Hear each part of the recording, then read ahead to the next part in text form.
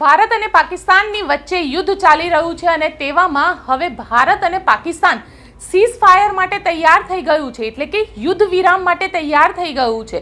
જો ડોનાલ્ડ ટ્રમ્પની માનીએ તો ડોનાલ્ડ ટ્રમ્પે આખા મામલામાં મધ્યસ્થી કરી છે, એટલે કે અમેરિકાએ આખી મધ્યસ્થી કરી છે. ડોનાલ્ડ ટ્રમ્પે અત્યારે ટ્વીટ કરી છે અને ટ્વીટ કરતા તેમને કહ્યું છે કે એક આખી રાત વાતચીત કર્યા બાદ હવે મીડિયેટર તરીકે યુનાઇટેડ સ્ટેટ આવ્યું છે, એટલે મધ્યસ્થી કરી રહ્યું છે. યુનાઇટેડ સ્ટેટ અમેરિકા મધ્યસ્થીની ભૂમિકામાં આવી ગયું છે. અને I am please to announce that India and Pakistan, એટલે કે મને ખુશી થઈ રહી છે, ભારત અને પાકિસ્તાન હવે સંપૂર્ણ રીતે સીઝ ફાયર માટે તૈયાર થઈ ગયું છે. એટલે સંપૂર્ણ રીતે સીઝ ફાયર અને ઇમિડિયેટ, એટલે full cease fire and immediate cease fire માટે તૈયાર થઈ ગયું છે.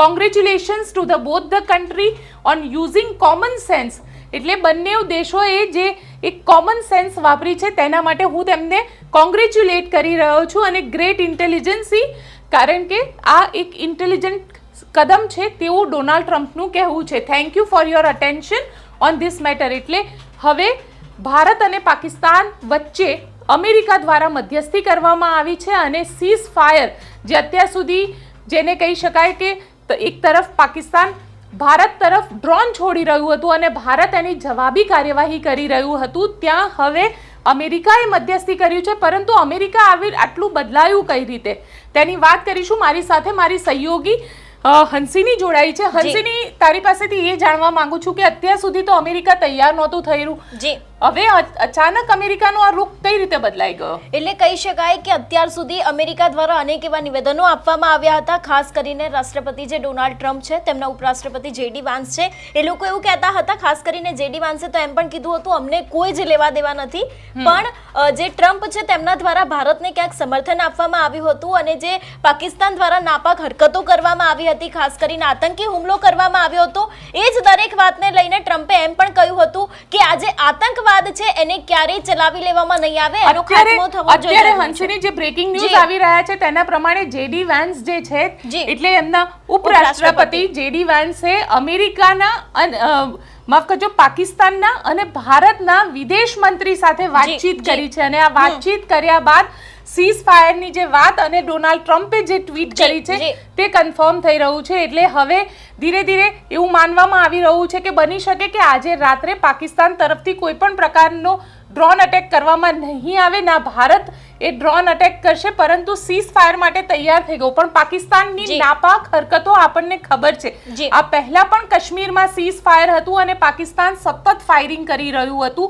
એવા ઘણા બધા કેસ સામે આવ્યા હતા કે જ્યાં આગળ પાકિસ્તાન દ્વારા કાશ્મીરની અંદર સીઝ ફાયરનું ઉલ્લંઘન કરવામાં આવ્યું હોય. શું લાગી રહ્યું છે, અમેરિકા આને લઈને એક જે મહત્વપૂર્ણ સ્ટેન્ડ લઈ રહ્યું છે પાકિસ્તાન વિરુદ્ધ? જો સીઝ ફાયરનું પાલન નહીં કરવામાં આવે તો તેમના વિરુદ્ધ કાર્યવાહી? અમેરિકા, આમ જોવા જઈએ તો અમેરિકા ખૂબ મોટો દેશ છે. કોઈ પણ વસ્તુ દુનિયામાં બનતી હોય છે તો અમેરિકા પહેલા પોતાનું નિવેદન આપતું હોય છે, ત્યારે ભારત અને પાકિસ્તાન વચ્ચે આ તણાવ થવો એ ખૂબ જ એક અગત્યની મેટર અમેરિકા માટે કહી શકાય, કારણ કે અમેરિકા દ્વારા તરત જ ભારતને સમર્થન જાહેર કરી દેવામાં આવ્યું હતું. એટલે ખાસ કરીને અમેરિકા તો આમાં વચ્ચે પડવાનું જ હતું, તે વાત ચોક્કસ હતી. પણ જો હવે કદાચ પાકિસ્તાન દ્વારા અથવા તો પછી ભારત દ્વારા કોઈ પણ આના અગાઉનું પગલું લેવામાં આવશે તો કદાચ અમેરિકા છે તે પણ એક્શન મોડમાં આવી શકે છે. ખાસ કરીને ગમે એટલી વાર આપણે પાકિસ્તાનની નાપાક હરકતોને જાણીએ છીએ કે તેમના દ્વારા ના પાડવામાં આવે તેમ છતાં પણ ડ્રોનના હુમલા કરવામાં આવતા હોય છે અને અનેક એવા હુમલા કરવામાં આવતા હોય છે.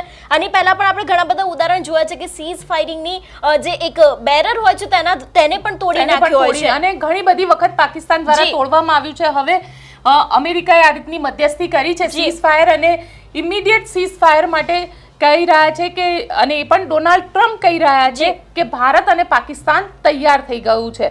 જોઈએ કે આ ઇમિડિયેટ ઇફેક્ટ જે ડોનાલ્ડ ટ્રમ્પે ટ્વીટ કરી છે તેમાં પાકિસ્તાન કેટલું માને છે. આપ શું માનો છો?